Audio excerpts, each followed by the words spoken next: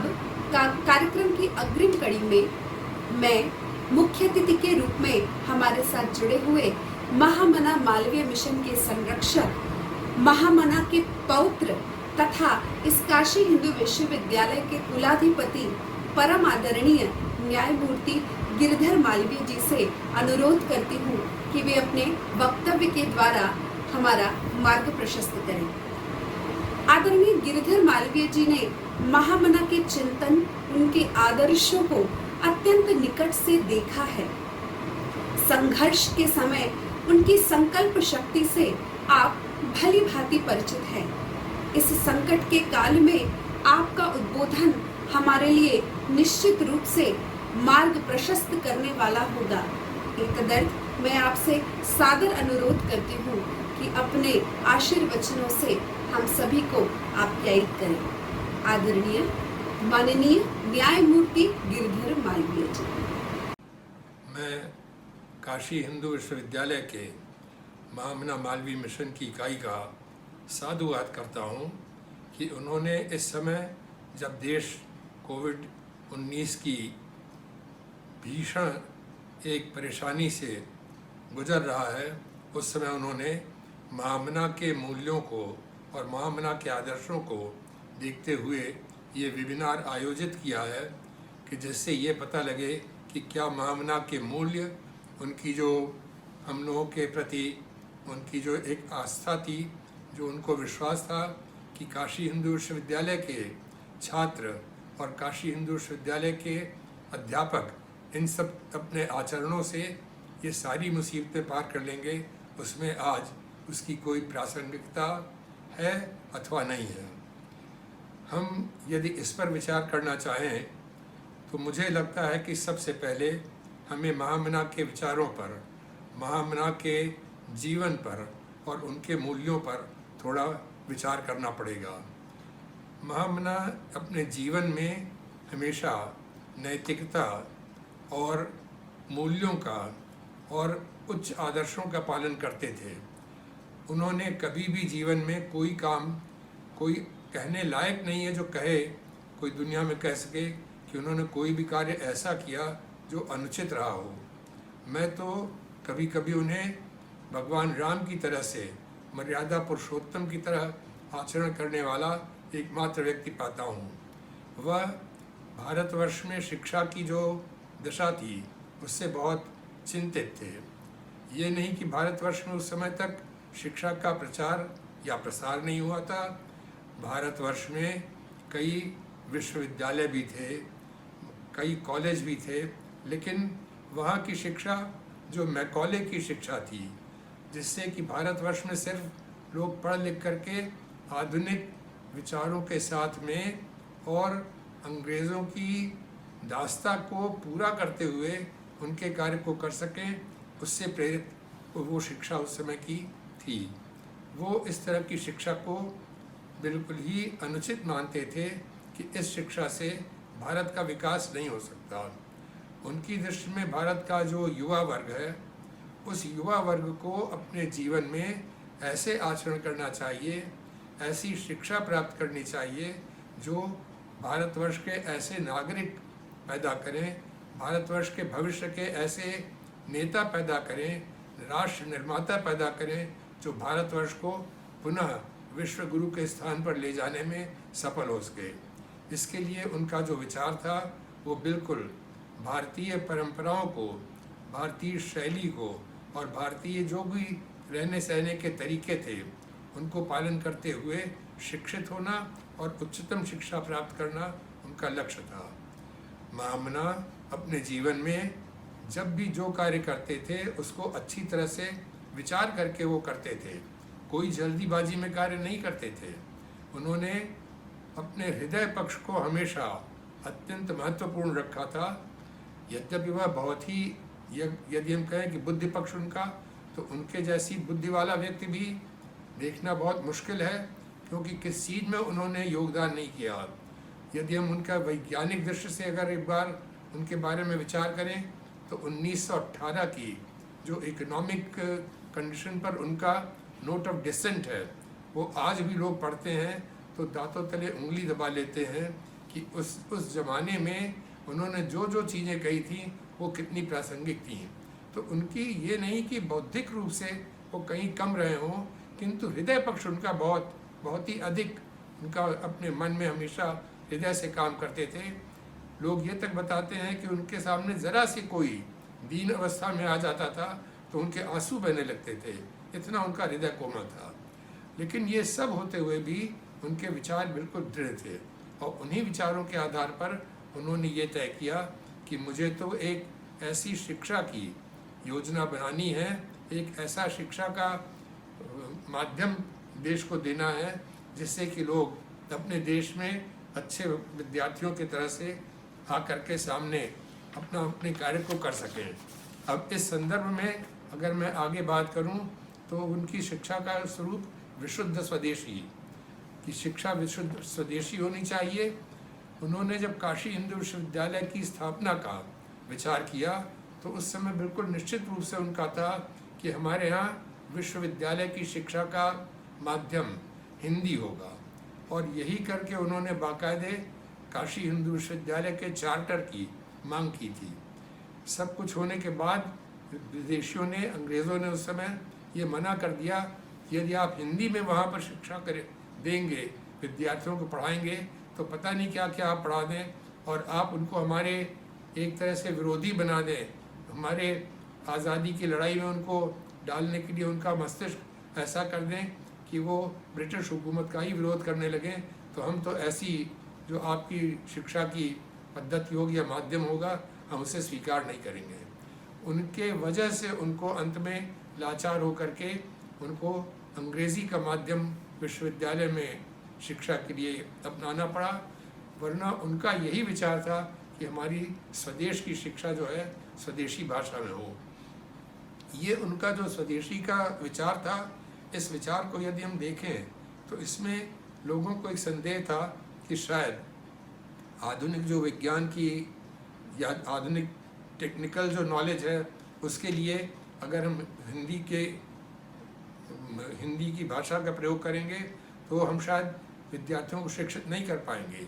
तो उनका तर्क था कि नहीं, ऐसा बिल्कुल नहीं है। जर्मनी में कोई अंग्रेज़ी नहीं करता, जापानी लोग वो अंग्रेज़ी नहीं करते हैं, चाइना में लोग अपनी चाइनीज़ के द्वारा शिक्षित कर रहे हैं, सारा देश जो है अपनी अपनी भाषा में कर रहा है। तो इसलिए अपनी स्वदेश की भाषा में आधुनिकतम शिक्षा देना और पढ़ाना बिल्कुल मुश्किल नहीं होगा।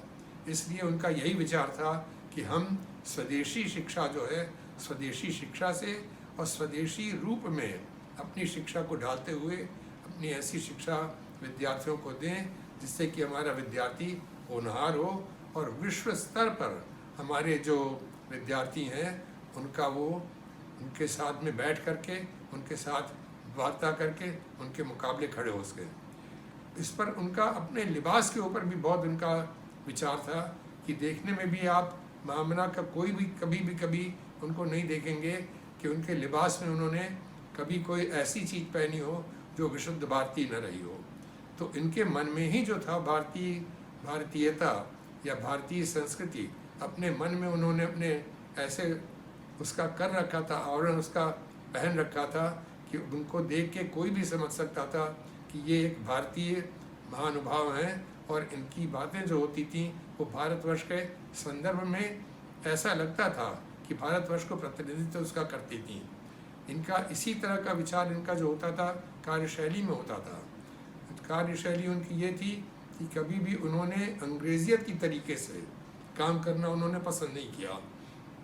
कार्यशैली भी उनकी सवेरे से शाम तक दिन भर का अपना उनका जो आचरण होता था, सवेरे से उठ करके स्नान ध्यान करके संध्या वंदन पूजन करके और तब अपना सब कार्य दिन भर करते थे, लोगों से प्रेम से मिलते थे, सबसे मिलते थे, मिल करके बातचीत करते थे।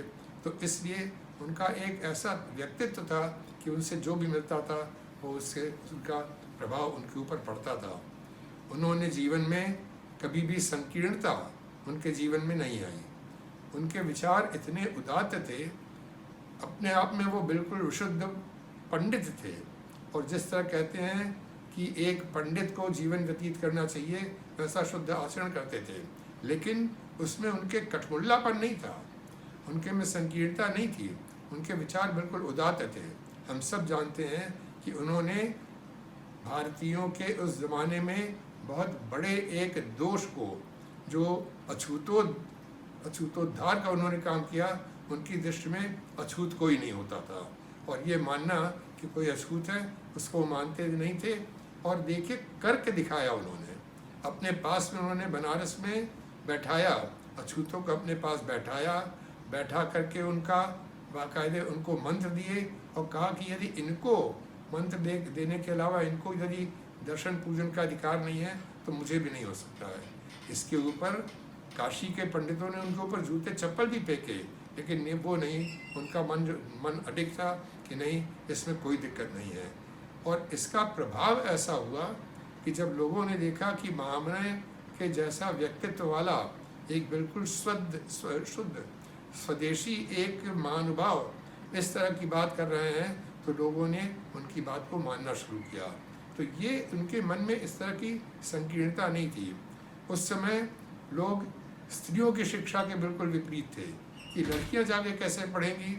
तो उन्होंने कहा कि नहीं, यदि हमारे देश की स्त्रियां नहीं पढ़ेंगी, यदि हमारे देश की आधी जितनी आबादी है वो अशिक्षित रह जाएगी, तो हमारा देश कैसे शिक्षित होगा। उनका कहना था कि माता जो है घर के 4 बच्चे, 5 बच्चे, 3 बच्चे, 2 बच्चे, सबकी प्रथम शिक्षिका है, तो इसलिए उसका माता का शिक्षित होना बहुत आवश्यक है।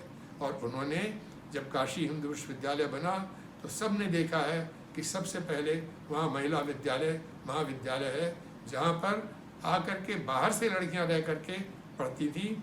इसकी आप कल्पना करिए, आज से 100 वर्ष पहले मैं आपको बताऊं कि उस समय लड़कियों को पढ़ने के लिए लोग स्कूल में नहीं भेजते थे कि लड़कियां स्कूल कैसे जाएंगी, पर्दा कराते थे।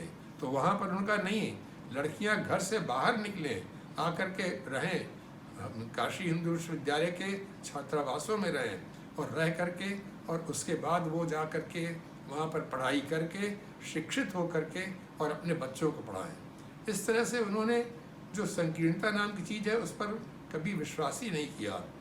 उनकी हमेशा प्रगतिशील विचारधारा थी।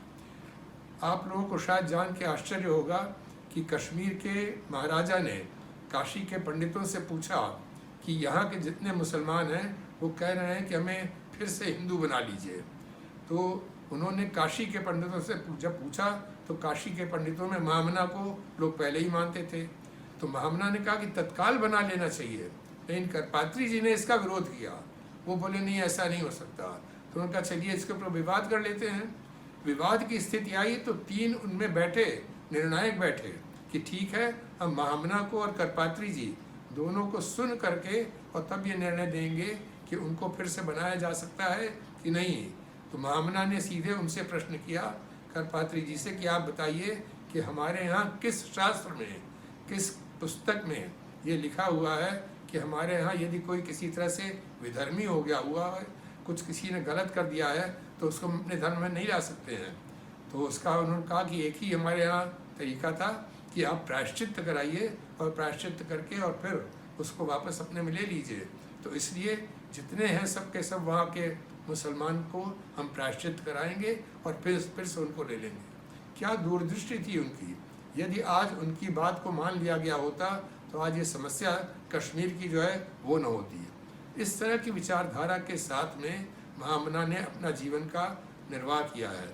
महामना के बारे में उनकी जो उनके मूल्य थे उनके बारे में यदि चर्चा करने लगे तो इस छोटे से सेमिनार में उसके बारे में, वेबिनार में उसके बारे में पूरी बात नहीं कही जा सकती। मैं अब इस पर आऊँगा कि विद्यार्थियों से उनको इसीलिए क्या अपेक्षा थी। उनको विद्यार्थियों से अपेक्षा थी कि वो इस विश्वविद्यालय में शिक्षित होकर के विश्व स्तर की शिक्षा को प्राप्त करते हुए विदेशों के विद्यार्थियों से उनके मुकाबले खड़े हो सके। और उसके लिए उन्होंने अच्छे से अच्छे जो अध्यापक थे उनको विश्वविद्यालय में बुलाया। उनके ज़रिए वहाँ पर विज्ञान में पढ़ाई, इंजीनियरिंग में पढ़ाई, टेक्नोलॉजी में पढ़ाई, जितने भी विषय हैं आधुनिक उनमें पढ़ाई। उसके साथ साथ सब भाषाओं में अंग्रेज़ी, उर्दू, अरबी, फ्रेंच सब भाषाओं की पढ़ाई की व्यवस्था की। और साथ साथ भारतवर्ष के जितने प्राचीनतम थे संस्कृत के ग्रंथ, वेद, वेदांग, उन सब के पढ़ाई की व्यवस्था की, और जितने विषय थे उन विषयों में हिंदू विश्वविद्यालय में बाकायदे पढ़ाई शुरू हुई। ये भी जान के लोगों को आश्चर्य होगा कि तब तक हिंदी बिल्कुल एक विषय अछूता था जिसके ऊपर बीए की शिक्षा दी जाती हो। काशी हिंदू विश्वविद्यालय में उन्होंने सबसे पहले बीए की शिक्षा आरंभ की, जिसमें कि डिग्री कोर्स में हिंदी को पढ़ाना आरंभ किया। और इसके लिए उन्होंने वहाँ पर जो रामचंद्र शुक्ल जी, हरिऔध जी, ऐसे ऐसे विद्वान लोगों को बुलाया जिन लोगों की वजह से पहली बार भारतवर्ष में हिंदी को एक ऐसे विषय के रूप में लिया गया कि वो विषय एक विषय बन करके लोगों को स्नातक और स्नातकोत्तर की अपना उनकी व्यवस्था कर सके। हिंदी साहित्य सम्मेलन उन्होंने इसीलिए बनवाया कि भारतवर्ष की एक ही संपर्क भाषा हो सकती है और वो हिंदी है। तो उसके लिए उन्होंने हिंदी साहित्य सम्मेलन बनवाया कि लोग हिंदी के माध्यम से पूरा देश एक हो सके। ये एक और विचारणीय विषय है कि उन्होंने ये भी तय किया था कि अगर भारतवर्ष में लोग एक भाषा नहीं सीख लेंगे तो भारत में कैसे एक दूसरे से संपर्क कर सकेंगे। तो इसलिए उन्होंने बिना किसी के ऊपर दबाव डाले दक्षिण में भी हिंदी साहित्य सम्मेलन की स्थापना की थी कि लोग स्वतः हिंदी सीख लें। उनके तरीके से यदि हिंदी को बढ़ाया गया होता तो संभवतः आज दक्षिण में भी हिंदी की स्वीकार्यता होती। तो दूरदृष्टि थी उनके में। ऐसे महान जो एक विभूति थे हमारे इस विश्वविद्यालय के संस्थापक, उनकी विचारधारा आज भी कितनी बिल्कुल प्रासंगिक है, इसको देखें। मैं अपनी बात को समाप्त करूंगा कुछ थोड़े से उनके जो दोहे हैं उनको कह करके।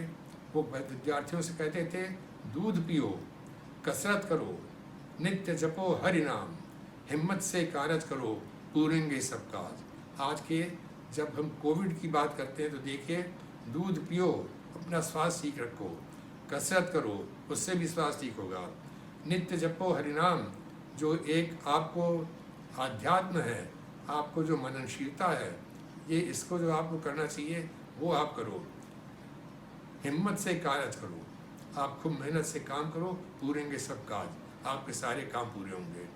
वो कहते थे, सत्येन, सत्य के द्वारा, ब्रह्मचर्येण, ब्रह्मचर्य के द्वारा, विद्या, विद्या के द्वारा, देशभक्ति, देशभक्ति, आत्मज्ञानेन, आत्मज्ञान के द्वारा, सम्मान न रह सदा वह, सम्मान के पात्र बनो। इसके अलावा वो कहते थे, घट घट व्यापक राम जप ले, घट घट व्यापक राम जप ले, मत कर बैर झूठ मत वाक है, मत पर धन हर मत मद शाख है, जीव मत मार जुआ मत खेल है, मत पर धन हर यही तेरो तपरे। इन बातों को यदि हम इन पर विचार करें, इन पर मनन करें, तो हम देखेंगे कि आज भी यदि इन चीज़ों का मनन करते हुए लोग इसके ऊपर आचरण करेंगे तो कोविड जैसी भयंकर समस्या को भी उसको पार करने में कोई मुश्किल नहीं होगी। और हम इन मूल्यों के आधार पर भारतवर्ष को पुनः भारत का जो पुराना स्थान था विश्व गुरु का, उसे प्राप्त कर सकेंगे। धन्यवाद। अनेकशः धन्यवाद एवं नमन आदरणीय न्यायमूर्ति गिरधर मालवीय जी। आपके वचनों से महामना के चिंतन और दर्शन का रस सागर घुलकर हम सभी को अवलिप्त कर गया। मैं हृदय से आपका सादर धन्यवाद करती हूँ।